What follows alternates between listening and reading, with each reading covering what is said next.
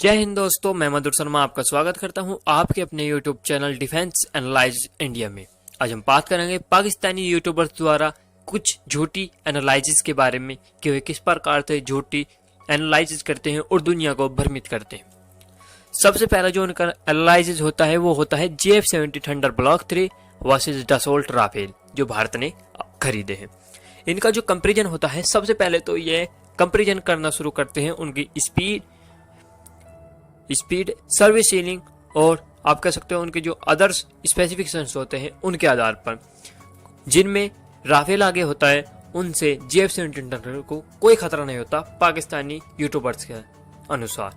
और जिस चीज़ों में JF-70 थंडर जैसे कि सर्विस सीलिंग और स्पीड में थोड़ा आगे है तो यह उससे बहुत फैक्टर मान लेते हैं। दूसरी, इसी कंपेरिजन में देखते हैं कि JF-70 थंडर प्राइस में बहुत बेहतर है और राफेल बहुत खराब है प्राइस के हिसाब से, क्योंकि बहुत महंगा आता है। तो प्राइस का तो देखो बात नहीं, क्योंकि जो राफेल में जो एवियोनिक्स यूज होते हैं वे राफेल के प्राइस के तकरीबन 30%, यानी कि जितने का एक JF-70 थंडर आएगा उतने के तो राफेल में केवल एवियोनिक्स लगते हैं। कोई देश पागल नहीं है कि इतने महंगे एवियोनिक्स, जितने में एक JF-70 थंडर पूरा बन के आ सकता है एवियोनिक्स सहित, उतने केवल एवियोनिक्स अपने फाइटर जेट में लगाया।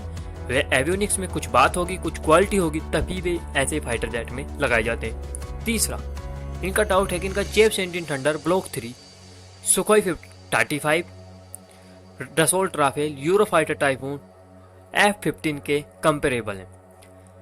अगर ये इनके कंपेरेबल होता तो जो चाइना है वो J-20 के बनने के बाद भी क्या Su-35 खरीदता, और वो भी केवल 24 की मात्रा में।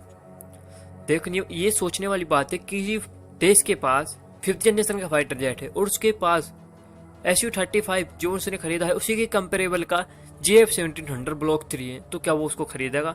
कोई देश नहीं खरीदेगा।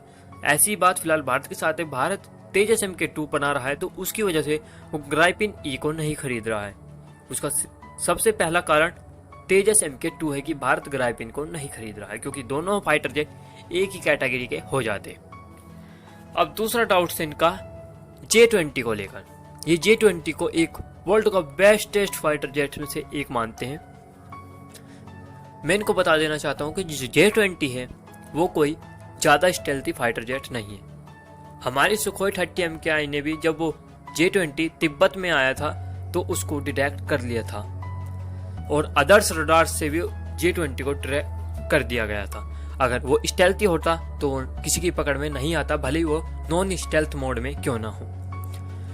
दूसरा कि इसमें जो इंजन लगते हैं वो भी कोई किसी 5th जनरेशन के लिए सुटेबल नहीं है। वही दिक्कत रसिया को भी है, वो भी इसीलिए अपने फाइटर जेट Su-57 के लिए इंजन को डेवलप कर रहे हैं। अभी उन्होंने डेवलप नहीं किया है। वे भी अपने 5th जनरेशन फाइटर जेट को पूर्ण रूप से 5th जनरेशन नहीं मानते, क्योंकि उसमें भी बहुत सारी कमियां हैं और वैसी ही कमियां Su-57 के साथ साथ J-20 में भी है। चलिए दोस्तों, जय हिंद।